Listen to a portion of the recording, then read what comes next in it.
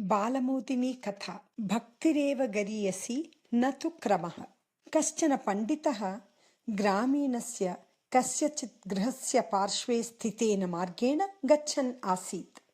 तदवसरे सः ग्रामीणः कृषिकः भगवन्तं प्रार्थयत, हे भगवन्, आयाहि मम गृहं, भोजनं ते दास्यामि, श्रान्तः स्याः खलु त्वम्, आगच्छ अत्र, शय्यां ते परिकल्पयिष्यामि, तव पादौ संवाहयिष्यामि, व्यजनेन वीजयिष्यामि इत्येवम्। पण्डितेन एषा प्रार्थना श्रुता। देवः तु निराकारः, न तस्य देहादिकम्। एवं स्थिते सः कथं भुञ्जीत, कथं तस्य श्रान्तिः भवेत्, कथं वा सः शयेत? अस्य मूर्खस्य कृषिकस्य प्रार्थना तु सर्वथा असम्बद्धा। अविवेकी अयं मया सम्यक् बोधनीयः इति विचिन्त्य सः पण्डितः कृषिकस्य गृहं प्रविश्य, अये अविवेकिन्, भवता निराकारः भगवान् साकारत्वेन निर्दिश्यते, तस्य निद्राश्रान्त्यादिकम् अस्ति इति परिभाष्यते। एतत् महते पापाय। भगवान् न खादति न स्वपिति वा, सर्वथा अनुचितम् एतत् इति।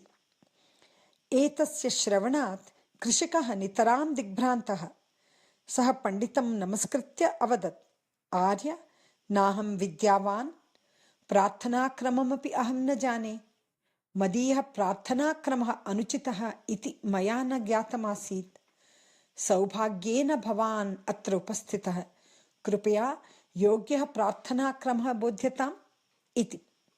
ततः पण्डितः तम् उपवेश्य शास्त्रीयं प्रार्थनाक्रमम् अबोधयत्।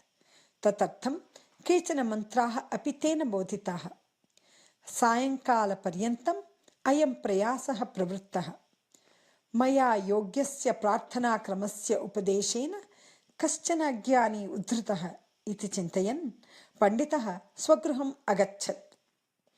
अनन्तरदिने प्रातः प्रार्थनार्थम् उपविष्टः ग्रामीणकृषिकः पण्डितेन उपदिष्टं प्रार्थनाक्रमं महता परिश्रमेण अपि स्मर्तुं न शक्तवान् एव। स्वस्य क्रमः अनुचितः इति सः जानाति, किन्तु पण्डितेन बोधितः क्रमः न स्मर्यते। अतः किं कर्तव्यता विमूढः सः नितरां परितप्तः अभवत्। आदिनं तस्य परितापः अनुवृत्तः। रात्रौ पण्डितस्य स्वप्ने प्रत्यक्षीभूय भगवान् अवदत्, भोः पण्डित, ग्रामीणस्य कृषिकस्य प्रार्थनाक्रमम् अनुचितं वदता त्वया महान् अपराधः कृतः। न बुद्धिभेदं जनयेत् अज्ञानां कर्मसङ्गिनाम् इति गीतावचनं किं त्वया न स्मर्यते? सः कृषिकः इदानीं स्वीयेन क्रमेण क्रियमाणं प्रार्थनाम् अनुचितां मन्यते। त्वया बोधितः क्रमः तेन न स्मर्यते, नितरां परिताम्यते सः, तस्मात् अहमपि परितपामि इति। भगवतः एतस्य वचनस्य श्रवणात् पण्डितेन विवेकः प्राप्तः। सः उषसि एव उत्थाय ग्रामीणकृषिकस्य गृहं गत्वा, भोः भ्रातः, त्वं स्वीयेन एव क्रमेण भगवन्तं प्रार्थयस्व। मया बोधितं विस्मृतम् इति चिन्तां मा कुरु। प्रार्थनायां भावः प्राधान्यम् आवहति, न भाषादिकम्। भक्तिः गरीयसी। केनचिदपि क्रमेण दर्शिता भक्तिः भगवन्तं प्राप्नुयात् एव। अतः त्वं स्वीयेन पूर्वतनक्रमेण एव प्रार्थनां कुरु इति अवदत्। ग्रामीणे प्रार्थनायाम् उद्यते सति पण्डितः अपि तदीयं क्रममेव अनुसरन् प्रार्थनाम् अकरोत्।